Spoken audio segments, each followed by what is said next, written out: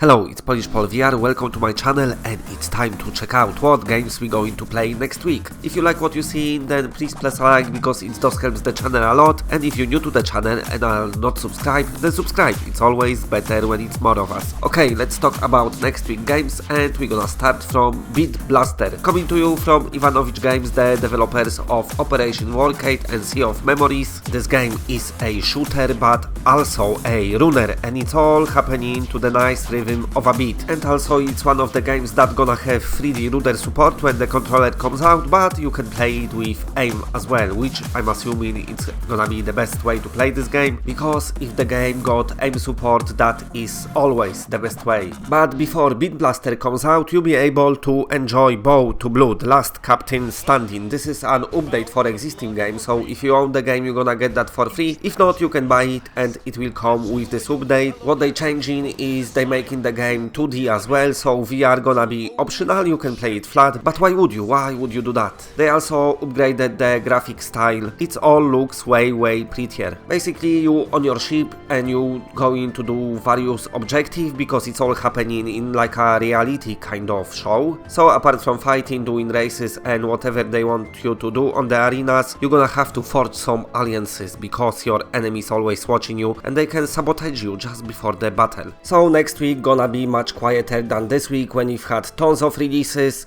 Usually at this point of the videos I'm looking at the game that coming very soon, are just around the corner, but this time I would like to take a minute and just quickly speak about State of Play, because as you know, for us PSVR owners it was the best thing that could ever happen, but sadly for people who don't own VR it was a very terrible thing. They wanted to see some big games, so massive games, so new exclusive, and nothing happened. Let me just tell you this, first of all, those big games are probably saved for next stream, which I'm assuming gonna be around E3 time, and that's where we're gonna see our Last of Us and Ghost of Tsushima and all them other massive titles what everyone is hyped for. But in my eyes Sony had to do this, and it had to be PSVR centered, only because we've had so many awesome news, especially from Sony's competition like Vive bringing brand new headsets, Oculus bringing Rift S and Quest, and by the way Quest seems like it's gonna be absolutely fantastic, and Sony can only fight them off at this point with their VR games. And the lineup what they showed got people buzzing, got people excited, got people talking about PlayStation VR again. And what I'm finding very strange, the people who don't own VR and really dislike this video from Sony and just fucking bitched about it loads. In past they've been saying Sony just gonna abandon VR, it's gonna be next Vita and it's nothing gonna come out of it. But now when Sony showing their support and showing how strong this support is and proving to people that it is not next Vita, people just saying they shouldn't be doing it and they should be focusing more on their flat games. Can't win, but they won for us. I think it was amazing. Other people, I'm sure they will come round. There are always few dinosaurs who are stuck in past.